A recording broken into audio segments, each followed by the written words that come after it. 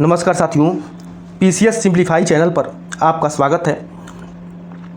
बता दें कि आप लोग टेलीग्राम से जुड़ जाइए, क्योंकि वहां पे आप लोगों को पीडीएफ प्रोवाइड किया जाएगा जो डेली का हम लोग जनता संपादकी करते हैं।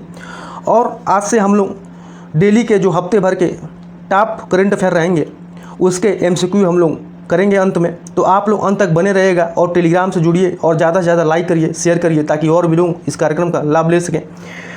तो टेलीग्राम से आप लोग अवश्य जुड़ जाइए, ताकि उसमें आने वाले समय में हम लोग क्यूज भी कराएंगे उस पर, तो और पीडीएफ भी उस पर दिया जाएगा। और आज से हम लोग आप लोग अंत तक इस वीडियो में बने रहिए, क्योंकि हम लोग टॉप जो हफ्ते भर के जो करंट अफेयर रहेंगे उसको भी डिस्कशन करते रहेंगे। तो चलिए देख लेते हैं क्या है। लोक निंदा का भय इसलिए है कि वह हमें बुरे कामों से बचाती है, अगर वह कर्तव्य मार्ग में बाधक हो उसे डरना क्या है, कायरता है। ये प्रेमचंद ने कहा है। कौन कहा है? तो प्रेमचंद ने कहा है। तो आप लोग प्रेमचंद के 5 रचनाओं को जरूर कमेंट करिए, जो 5 इनकी रचनाएँ हैं।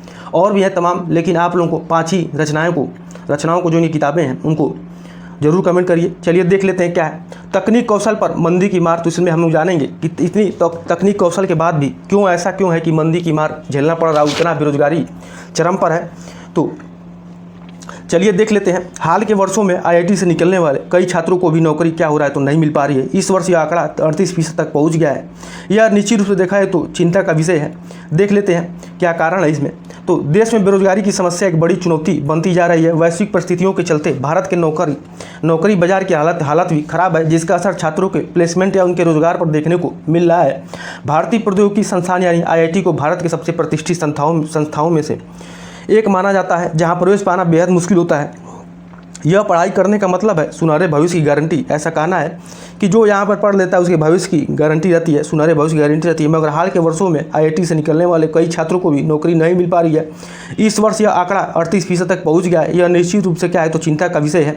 दरअसल अर्थव्यवस्था में चल रही मंदी, छात्रों में कौशल का अभाव आईआईटी जैसे बड़े संस्थानों में पढ़ रहे छात्रों को ऊंची अपेक्षाएं, इंजीनियरिंग स्नातकों की बढ़ती संख्या तथा आईआईटी छात्रों में गैर तकनीक कौशल की कमी आदि कुछ प्रमुख कारण है। तो देखिए यहाँ कारण भी बताया गया है कि क्या कारण है।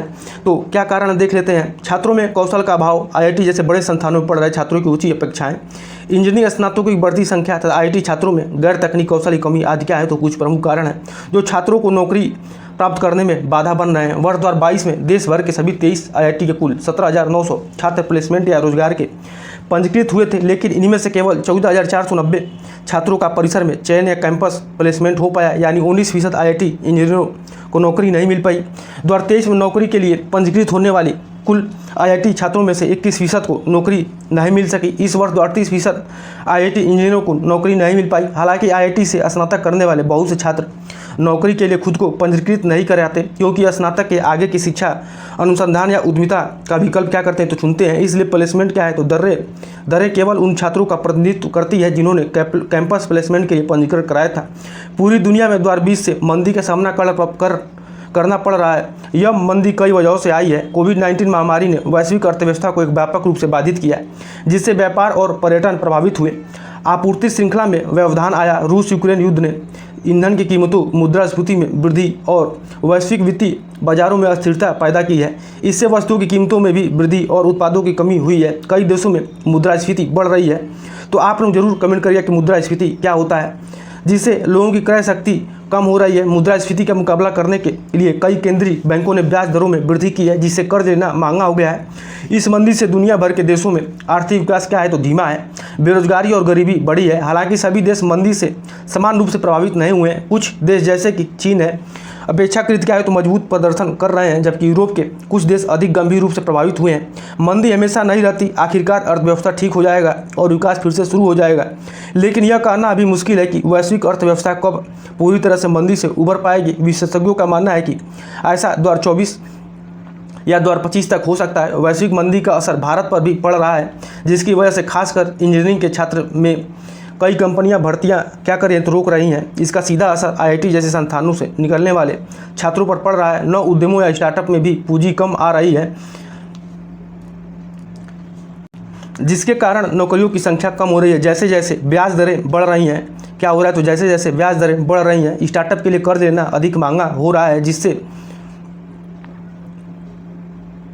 जिससे उनके लिए पूंजी जुटाना मुश्किल हो रहा है। कई नए उद्यम को पूंजी की कमी के कारण कर्मचारियों की छंटनी करनी पड़ रही है। इसमें पूंजी कम होने से नए उत्पादों और सेवाओं के विकास में बाधा उत्पन्न हो रहा है। भारतीय प्रौद्योगिकी संस्थानों में पढ़ रहे कुछ छात्रों को अपनी योग्यता और कौशल के अनुरूप वेतन और पदवी मिलने की अधिक अपेक्षा रहती है, इसलिए वे कम वेतन वाली नौकरियां करने को तैयार नहीं होते हैं। इसके चलते भी उन्हें नौकरी मिलने में देरी होती है। साथ ही भारत में इंजीनियरिंग कॉलेजों की संख्या में बढ़ोतरी हुई है, जिसके परिणाम स्वरूप इंजीनियरिंग स्नातकों की संख्या भी बढ़ गई है, लेकिन उतनी तेज़ी से नौकरियां नहीं बढ़ पा रही हैं। अक्सर भारतीय प्रौद्योगिकी संस्थानों के कई छात्रों में संचार कार्य और समस्या समाधान जैसे आवश्यक और गैर तकनीकी कौशल की कमी देखी जाती है, जो उन्हें नौकरी पाने से रोक सकती है। पिछले कुछ वर्षों में छात्रों ने इंजीनियरिंग के अलावा अन्य क्षेत्रों जैसे कि कला, डिजाइन और उद्यमिता में रुचि दिखाई है। यह IIT से कंप्यूटर विज्ञान और इंजीनियरिंग जैसे पारंपरिक रूप से मजबूत प्लेसमेंट वाले विभागों में नौकरी को प्रभावित कर सकता है। हालांकि ऐसा नहीं है कि सभी छात्रों को नौकरी नहीं मिल पा रही है। कई छात्रों को खासकर उच्च मांग वाले क्षेत्रों जैसे कंप्यूटर विज्ञान और इलेक्ट्रिकल इंजीनियरिंग के क्षेत्रों में अच्छी नौकरियां मिल रही हैं, लेकिन जो छात्र नौकरी नहीं ढूंढ पा रहे हैं उनके लिए यह निश्चित रूप से एक चुनौतीपूर्ण स्थिति है। इन चुनौतियों का सामना करने के लिए कुछ समाधान हो सकते हैं। IIT संस्थानों की कंपनियों के साथ बेहतर संबंध बनाने चाहिए ताकि छात्रों को रोजगार के अधिक अवसर मिल सकें। IIT को अपने पाठ्यक्रम में उद्यमिता शिक्षा को भी शामिल करना चाहिए। इससे छात्रों को व्यवसाय शुरू करने के मूल सिद्धांतों, बाजार अनुसंधान, वित्तीय प्रबंधन और कानूनी पहलुओं के बारे में जानकारी मिलेगी। IIT को उद्योगपतियों, उद्यमियों और सफल स्टार्टअप संस्थापकों के साथ छात्रों को जोड़ने के लिए नेटवर्किंग तैयार करना चाहिए। छात्रों को अनुसंधान और विकास में शामिल होने के लिए प्रोत्साहित किया जाना चाहिए।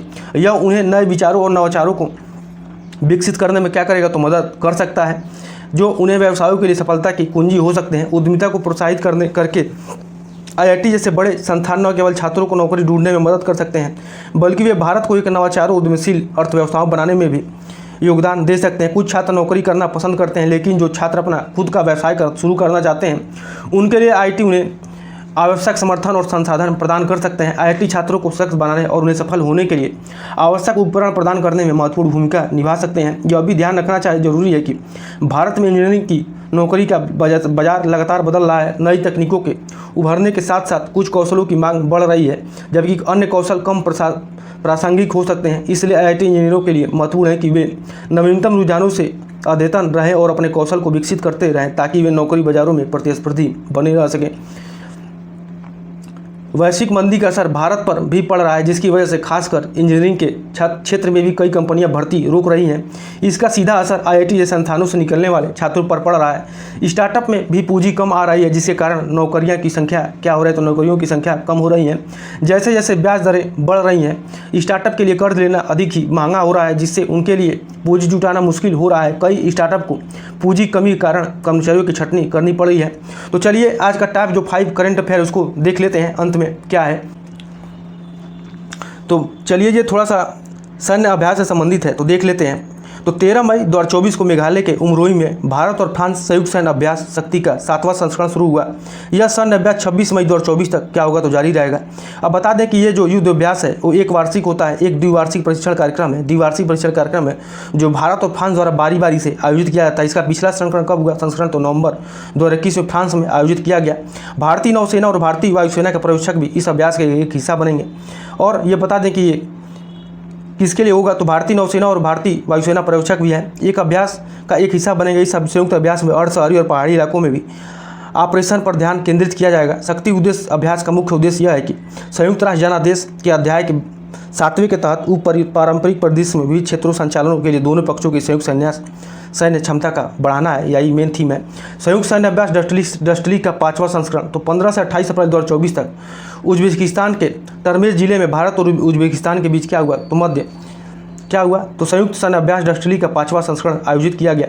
इसमें कौन कौन सेना शामिल होते हैं तो भारतीय सशस्त्र बलों और उज्बेकिस्तान गणराज्य के सशस्त्र बलों ने आपसी सहयोग और भविष्य की सैन्य वार्ता की नींव को मजबूती करने के लिए एक साथ प्रशिक्षण किया है। संयुक्त राष्ट्र के आदेशों के तहत पारंपरिक संचालन में सर्वोत्तम प्रथाओं को साझा करने पर ध्यान केंद्रित किया गया है।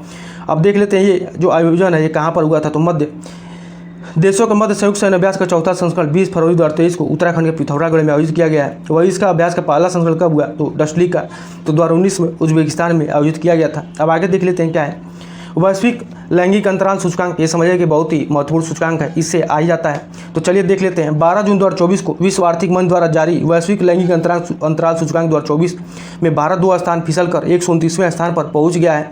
भारत वर्ष 2023 के 127वें स्थान पर था। तो भारत कितने स्थान पर था? 127वें स्थान पर था। वही 2024 से 129वें स्थान पर पहुंच गया है। भारत ने समग्र लैंगिक अंतराल में को 64.1 तक कम कर दिया है। वैश्विक स्तर पर आइसलैंड लगातार 15वें इस सूचकांक में शीर्ष स्थान पर है, जबकि सूडान अंतिम स्थान पर है। सूचकांक में भारत के पड़ोसी देशों में कौन कौन सी स्थिति है तो देख लेते हैं। बांग्लादेश को 99वें स्थान पर है, वही चीन 106वें स्थान पर है। नेपाल की स्थिति क्या है तो 117वें स्थान पर है। श्रीलंका 122वें स्थान पर है। भूटान की स्थिति क्या है तो 124वें स्थान पर। वही पाकिस्तान की 145वें स्थान पर है। भारत, बांग्लादेश, सूडान, ईरान, पाकिस्तान और मोरक्को के साथ आर्थिक क्षमता के न्यूनतम स्तर वाली अर्थव्यवस्थाओं में शामिल है।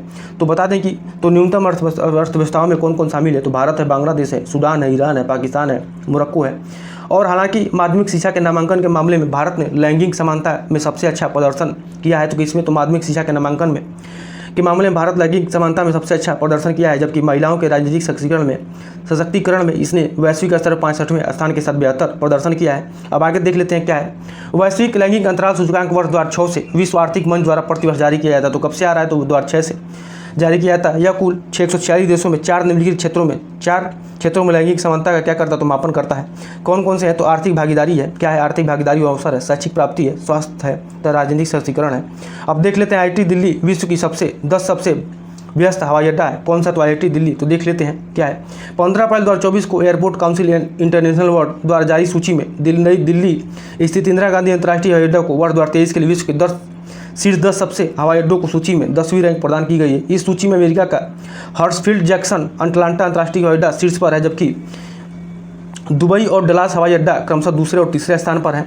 एयरपोर्ट काउंसिल इंटरनेशनल के मुताबिक विश्व में शीर्ष 10 सबसे व्यस्त हवाई अड्डों में 5 अमेरिका के हैं। कौन है तो 5 अमेरिका के हैं। एयरपोर्ट काउंसिल इंटरनेशनल एयरपोर्ट प्राधिकरणों का संगठन, जिसका उद्देश्य हवाई अड्डों मानकों के लिए उद्योग प्रथाओं को एकजुट करना है। एशियाई वर्ल्ड का मुख्यालय कहाँ पर है तो कनाडा के मॉन्ट्रियल में स्थित है। अब क्यूज देख लेते हैं क्या है। 14 जून 2024 को प्रधानमंत्री नरेंद्र मोदी ने किस देश में आयोजित G7 शिखर सम्मेलन में आउटरीच सत्र को संबोधित किया? तो किसको? तो इटली को। किसको? तो इटली को। तो इसका ऑप्शन क्या हो जाएगा? बी, इटली हो जाएगा। ठीक है, अब आगे देख लेते हैं क्या है। तो विश्व रक्तदाता दिवस 2024 ब्लड डोनर डे कब मनाया गया है तो कब मनाया गया है देख लेते हैं कब मनाया गया है। तो 14 जून 2024 को कब मनाया गया तो 14 जून 2024 को। तो क्या हो जाएगा? सी इसका ऑप्शन सही हो जाएगा। अब आगे देख लेते हैं। राष्ट्रपति श्रीमती द्रौपदी मुर्मू ने राष्ट्रपति भवन में आयोजित राज्य पर्व समारोह में भाग लिया। राज्य पर्व मुख्यतः किस राज्य से मनाया जाता है तो किस राज्य में मनाया जाता है तो उड़ीसा में। तो ये हो जाएगा, इसका ऑप्शन ये हो जाएगा। अब आगे देख लेते हैं क्या है। हाल ही में राष्ट्रीय अपराध रिकॉर्ड ब्यूरो द्वारा लॉन्च किए गए मोबाइल ऐप का नाम क्या है तो क्या नाम है इसका? तो सी इसका ऑप्शन हो जाएगा। क्या नाम है तो एनसीआरबी आपराधिक कानूनों का संकलन। क्या है? एनसीआरबी आपराधिक कानूनों का संकलन। तो क्या हो जाएगा? चौथे का सी हो जाएगा।